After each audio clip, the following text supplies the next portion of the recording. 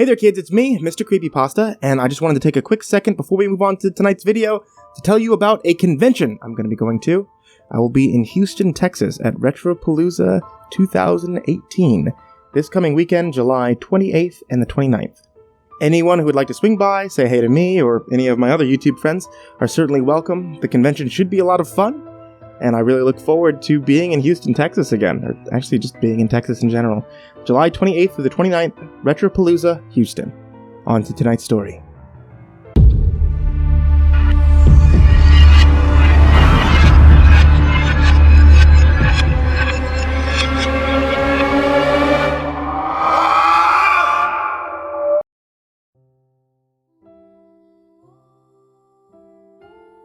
When I was a kid,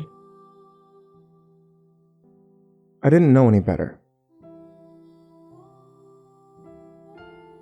Even if I could go back, what could I have done differently? Could I have changed what happened? Could I have done anything at all? It's probably not. Even so, I can't seem to help but dwell on details. Some nights, it keeps me from sleeping. I can only hope that sharing my tale will help ease the burden. I don't remember much of my childhood before my mother passed away. I was told she was struck by a car on her way to work. I was only 4 years old. Still, I know that I loved her. Part of me still does. It's a strange, lingering feeling that doesn't go away. As much as I love her, I feel that my father loved her even more.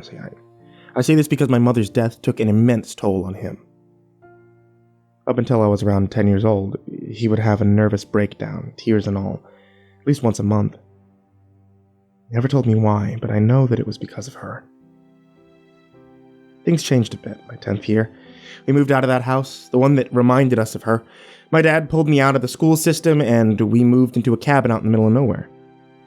It may seem a bit drastic, but it was clear that my father needed a change. He wasn't doing so well, and because of this, I didn't question his actions. From that point on, he lived a simple life.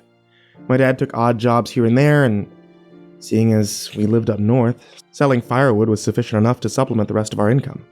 That was my job. I would go out each morning with my dad's old axe, chop up some logs for our eager customers. It wasn't much of a life. It was good enough. Comfortable. With our new living situation, I was taken completely off guard when one night I heard the sound of crying coming from my father's room. We had been doing so well, so why was he still in such dire straits? Before I could analyze the situation any further, I heard my dad get up and slam the door shut on his way out of the cabin. I was compelled to follow. Peeking out of the cabin's entrance, I saw my dad storm off into the woods, bringing with him an acoustic guitar. Now, I'd seen the guitar before, and I knew my dad used to play, but I'd never seen him handle the thing. I figured that those years were behind him. And I'm curious as to what he was up to. I followed him into the forest. I tiptoed, making sure to hide behind trees and avoid stepping on leaves as I went. Eventually, we came to a small clearing when I noticed a creek. Near the creek was a stump where my dad sat down and adjusted himself until he was comfortable. He looked down at his guitar, closed his eyes, and he began playing. I stood in awe of what I was hearing. A haunting, melodic mixture of my dad's voice and the rustling of trees in the wind. I knew he played, but I never knew he could sing. It was amazing, for lack of a better word. This went on for as often as my dad had breakdowns in our previous house. Each night it happened. I would follow my dad out into the woods and listen to the beautiful song that he'd seemingly written. I didn't really know what it all meant. I could tell, even at age 10, that it stemmed from a place of great pain. I could tell that the somber, heartfelt tune was about losing a loved one. Whenever I tried to picture my mother, the image was always blurry and out of focus, almost as if what little memory I had of her was slipping away. Whenever my dad played his song, I could picture her clear as day. It was the oddest thing, right? This brought me comfort and ultimately helped me come to terms with her death. I had hoped at the time that it was doing the same for him. Being 10 years old, though, it was hard to tell what was going through an adult's mind. Many months passed. The routine was nice for a while, but one night everything changed.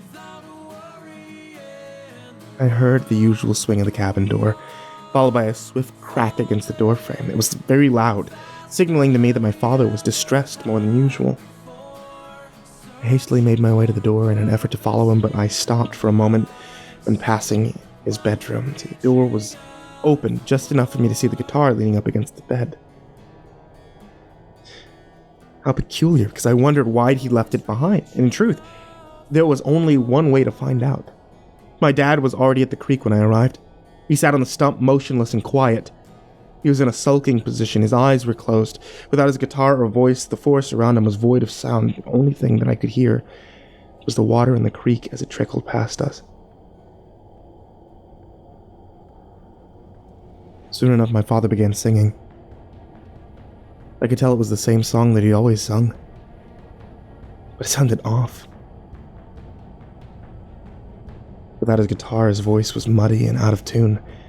There were some awkward highs and lows that actually made my stomach turn. Though his eyes were still shut, I saw tears force their way out and watched as they swam down his cheeks. Eventually, he stopped singing. He broke down crying.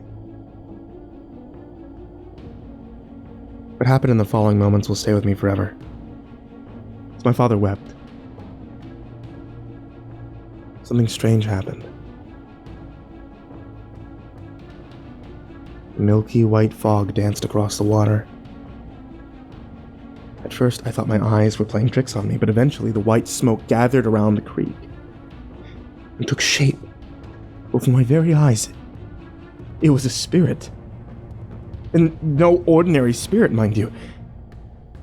It was my mother. My father stopped crying and instead began shivering. He opened his eyes and looked up to see the specter. He almost fell backwards in fear. The ghost of my mother reached out and began choking my father. His face went from red to blue before my mom stopped. He fell to the ground and vigorously gasped for air. I couldn't bring myself to lend a hand. I was stuck in a petrified state. My father tried to crawl away. It was no use. My mother began crawling away after him. She tore through his clothes and eventually his skin, and I watched in horror as she reached into his body and ripped out organs. His bones snapped like branches. His blood tainted the water. His voice once again filled the forest, only now it was screams of agony. I couldn't bear to watch any longer, so I shut my eyes. With my eyes closed, I remembered the song my dad sung. I started humming it to myself, and just like that, I calmed down. The world around me became quiet, and all I could think about was the song. The memories of my parents came through the floodgates as I hummed. Tears rolled down my cheeks. I couldn't help but fall apart. What did my childhood become? Where was I to go from there? Eventually, I stopped humming and I opened my eyes. The apparition of my mother was gone. My dad's open corpse lay on the stump where he used to sing. As the scene before me sunk in, so did my heart. It crawled into the pit of my stomach and it made a nest, and it would sit there for many years to come. I don't really remember running back to the cabin, nor do I recall calling the local authorities. What I do remember is the look on their faces when they took me back out there and saw what I had seen. The sight of my father's body was grisly, that's for sure. It was unlike anything the town had ever seen. Still, it was taken care of in a swift and respectful fashion. In the coming months, the investigation came to an end.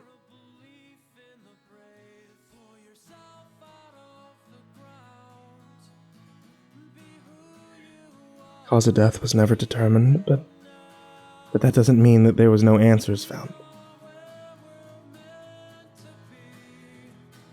My mother's body was found buried beneath the creek. My father's axe was determined to be the murder weapon.